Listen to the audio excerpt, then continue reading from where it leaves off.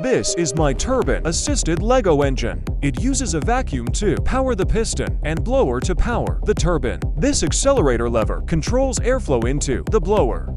Let's run it. Here the RPM increase.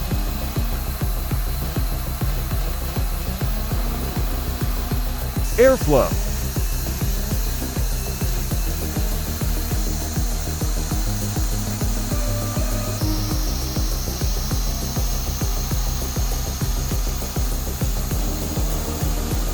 If we remove the side panel, you can see the butterfly piston and the turbine. Should I build more?